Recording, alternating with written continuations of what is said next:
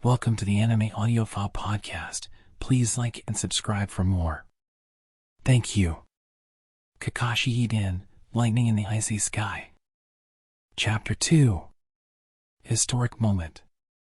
Regardless of the fact that the sightseeing flight was meant to be a secret, the curtain was lifted at the height of a magnificent ceremony.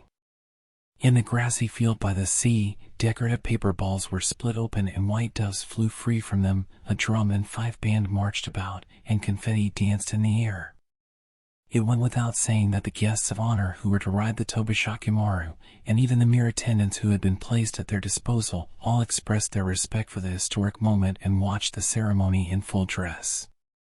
Behind the brilliant men and women taking the stage one after another and offering congratulatory addresses stood the proud form of the enormous streamlined Tobishakimaru, 223 meters in total length, diameter of 34 meters, top speed of 70 kilometers per hour, the tail equipped with 6 thrust propellers.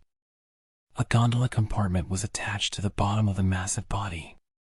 Tobishakimaru, the 3 characters of the name meant flying shachi boat, and the origin of this name was very clear. On the balloon, an enormous tiger-headed shachi carp had been carefully painted, right down to the dorsal and pectoral fins. The weather was superb, there was not a cloud in the sky, and the cool wind of late autumn blew through the grasses to make rustling waves. It's the perfect day. Slight tears welled up into Zena's eyes as he gazed upon the ship he had a hand in building. Now the land of waves will be incredibly strong once more. Congratulations, Kakashi replied. You've made something wonderful, Tazuna. Did you know? That huge balloon there's called an air bladder. Got helium gas inside it. Helium's lighter than air and not flammable, right? That's Tobishakimaru's buoyancy right there. Look. There's 6 propellers on the tail there, right? Kakashi nodded. Those push that massive thing forward. This time's a sightseeing flight, 2.5 hours, but we tweak things a bit and we should be able to achieve significantly longer flight ranges. Although, to keep other countries from learning about the ship, we have to stay at an altitude of 5,000 meters or lower. As long as we don't go above 5,000 meters on today's flight, we should be safe from the prying eyes of the intelligence services of the other nations. We checked it all out. And the reason the ship was painted that precise shade of light blue is to make it blend in with the color of the sky. But Konoha has been informed about it? Well, there was no way around that. All smiles until that point, Tazuna's face clouded over. All fine and good for Garyo to have been sent to Hozuki Castle, but his followers have infiltrated every level of society. That's exactly why we have the masters of Konoha concealed inside the ship. We're really counting on you. Now, let us at last proceed to board. A proud voice echoed from the stage, urging the guests toward the ship. Those lucky 57 guests fortunate enough to have invitations, please make your way to the Tobishakimaru. The attendants will show you inside. Finally, At Kakashi's words, Tazuna narrowed his eyes, overwhelmed with emotion. Yes, finally making history here. They looked out over the people, laughing and chatting in their finery, streaming toward the Tobishakimaru. The playing of the drum and fife band grew noticeably louder. Kakashi heard hurried footsteps from behind just as the last guests stepped onto the ramp and the photo session to commemorate the occasion began. Wait! A woman holding up the hem of a long blue dress came running at top speed. I'm getting on. I'm getting on the ship as well. Clutched in the hand she was waving wildly above her head was a gilded invitation. Just as she was about to run past Kakashi, the woman tripped and pitched forward. What? She cried in a small voice as her body was thrown into the air. Almost reflexively, Kakashi stopped her. In the confusion, their eyes met. Flowing, curly hair, slightly parted lips, large, moist eyes open in surprise, time stopped for a moment, and the world, to Kakashi, was this woman and nothing else. The woman in the long dress fell into Kakashi's arms, her hair softly tickling the end of his nose as she raised her head. Are you all right? Oh. Excuse me. The woman hurriedly pulled herself upright. I was in a bit of a hurry. Thank you so much for helping me in a moment of danger. Kakashi nodded, and she avoided meeting his eyes, embarrassed. And then she lifted the hem of her dress once more and charged toward the Tobishakimaru, yelling loudly, Wait! Please wait! I'm getting on, I'm a passenger as well. People are that excited to go on the sightseeing trip, Kakashi remarked to Tazuna, watching the woman running away from behind. Carpentry is really a wonderful occupation. She's a real beautiful woman, too, Tazuna said. And speaking of occupations, you still not having your big day? Again? Kakashi shook his head ambiguously.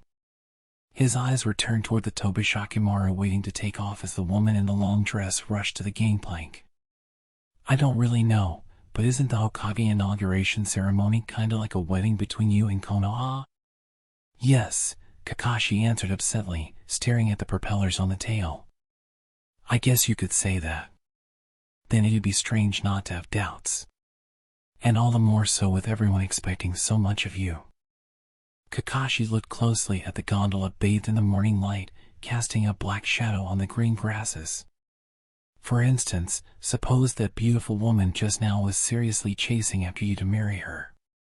No matter how beautiful she might be, a man's going to flinch at that.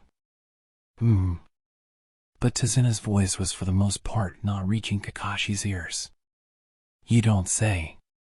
When a woman's too aggressive, a man just pulls back. And this is exactly why when I was young, I went chasing round after tail like a starving dog, Tazuna, Kakashi interrupted the other man. His eyes were firmly fixed on a suspicious man jumping down from the tail of the ship. I might have just gotten called to work. Leaving behind Tazuna, and the question mark floating over his head, Kakashi raced toward the Tobishakimaru. The woman, who had just run up onto the gangplank, appeared to be the last passenger. The workers began releasing the ropes that affixed the ship to the earth. The sky blue machine groaned quietly as it made its preparations to leave the ground. Hey! Kakashi called from behind, and the man in the black, hooded cloak jumped and stood still. It was the man who had snuck down from the tail of the Tobishakimaru while he was talking with Tazuna. You're not an invited guest, huh? The man started running. Stop! Kakashi took off in pursuit, only to receive a sharp kick that came flying out from under the hem of the man's cloak. Opening his stance, he dodged the enemy attack and threw out a number of his own attacks in succession. One blow, 2, 3, the pair attacked each other. Kakashi could tell his opponent was quite masterful. He made no wasted movement. But while they exchanged a fourth and fifth blow, he came to see through his enemy's tactics. No sooner had he thought that a kick would come at the same time as a thrust, his opponent launched that very attack. He read the show of tripping as actually moving in for a series of blows to his torso, and his enemy moved exactly as he anticipated. It was almost fun to watch.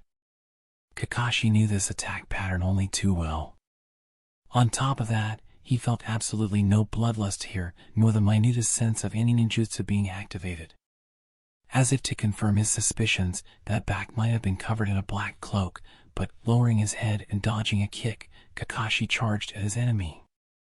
He deftly handled the succession of lunges and dropped his hips to kick his enemy's feet out from under him as he shot out a rapid-fire 5-blow combo using his fists and elbows.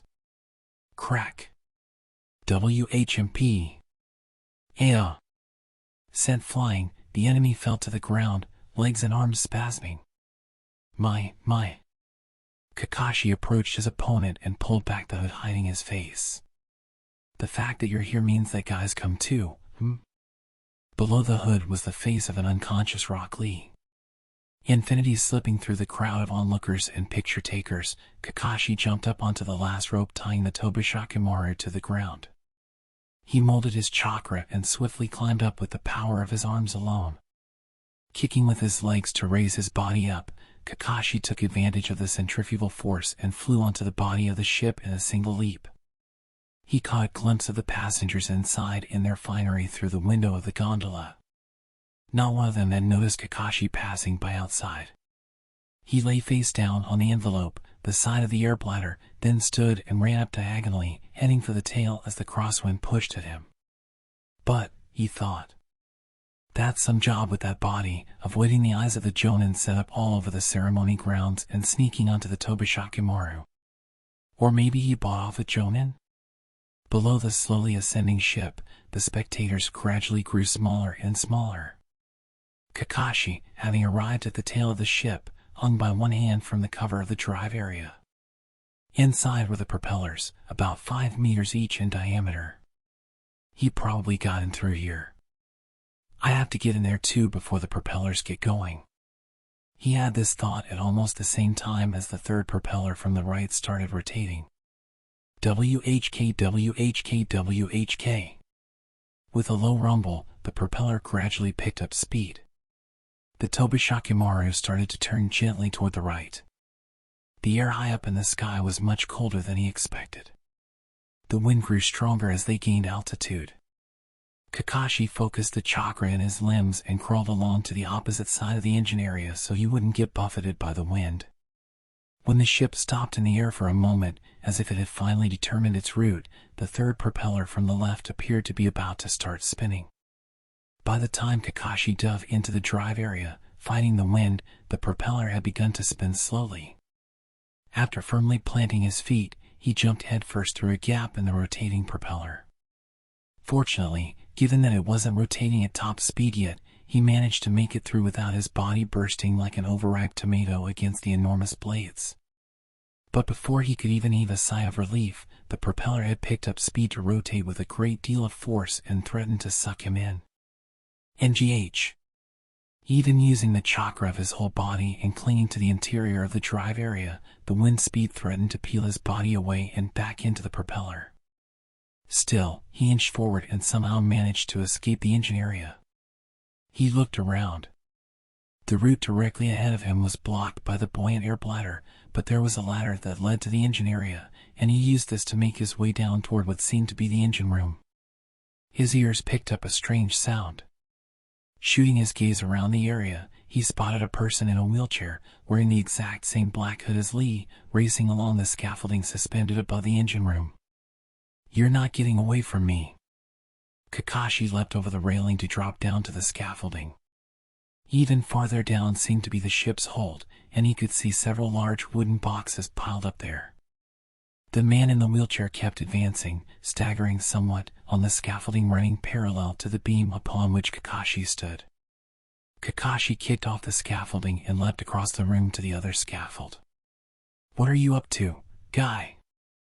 The wheelchair came to an abrupt stop. Lee spilled everything.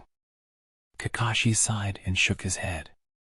"Honestly, you went so far as to tell him that if he didn't get you on the Tobishakimaru, you'd sever the apprentice-master bond?" In the fight with Madara, Guy had shattered the bones in his right leg and been forced to use a wheelchair ever since. The doctor told him he'd never walk again. But in a surprising turn, not only had he tirelessly bounced back from this adversity, but he had even recovered to the point of being able to stand and walk when he put forth the full power of youth.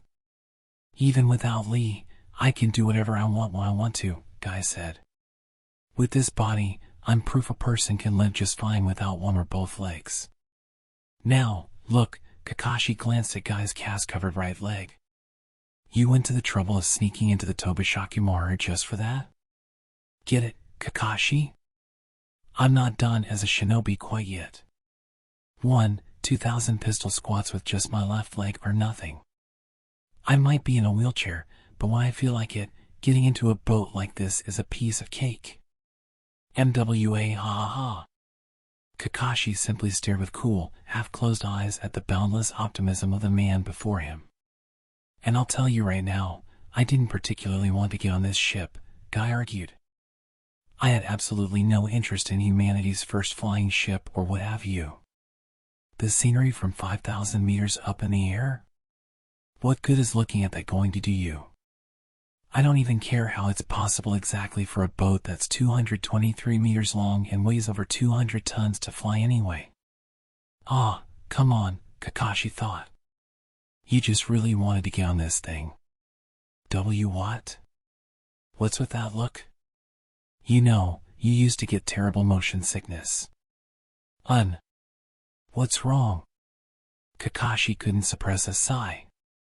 Let me tell you now. Don't go blaming me if you start throwing up or something. What? Ridiculous. It might be a boat, but this one flies, doesn't it? But a flying boat's still a boat. Quit with the condescension. As if my guy, would get sick on such a trifle as this.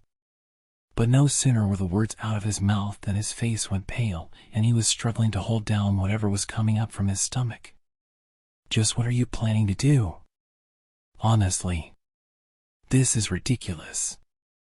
The shinobi concealed on this boat reported in advance to the land of waves. We didn't make any such report, and if we're found here like this, it'll damage the trust they have in Konoha. They might misunderstand our presence here and think we're trying to steal information about the Tobishakimaru. Not a problem. This scenic flight is a secret from all the nations. Dai grinned. Officially, the Tobishakimaru doesn't exist. You and I can't sneak into a boat that doesn't exist. Oh, I get it. I've accounted for everything. MWA haha, Anyway, how's my favorite student? If you're talking about Lee, I sent him to Ozuki Castle. You did? Well, Lee will be fine. With the full power of youth that seated him, he'll watch carefully over the prisoners. Then he lowered his voice. At any rate, I'm here with this body. I can't do anything like supervise prisoners. So it's not a problem in the least for him to slip off for a little while. This is the total opposite of what you were saying before, isn't it? What? We're not going to get caught. Anyway, to discuss things, I feel terrible. We're in here now, so how about you push my wheelchair and we take a spin around the place together? Here, Guy clamped his mouth shut and peered down towards the bottom of the ship's hold, his facial expression suddenly grim. Kakashi had noticed it too. Ninja. Yeah. Kakashi nodded at Guy's statement. There shouldn't be any ninja on this boat other than the ones above us. The pair of men who had come into the ship's hold did not look like regular passengers. The way they moved without a sound, the sharp bloodlust turned outward, the gait that did not lose its balance even in the middle of this swaying ship, any one of these marked them as shinobi. Kakashi and Guy tamped down their auras and watched the movements of the men below them. From above, they couldn't make out their faces. And their clothing was the same style as that of any other passenger. The men didn't notice Kakashi and Guy above them. They crouched down in a corner with wooden boxes piled high and did something before hurriedly leaving the area. Kakashi and Guy exchanged looks. Once the men were gone, Kakashi jumped down from the scaffolding and examined the area around the boxes. He soon found what he was looking for. Hey, Kakashi. Guy called out, quietly. Did you find something? Yeah, he replied, almost a groan. Looks like things are about to get annoying. It was a kunai with an explosive tag. Immediately, there was a scream from the dining lounge. End of Chapter 2. Thank you for listening. Remember to like and subscribe for lots more.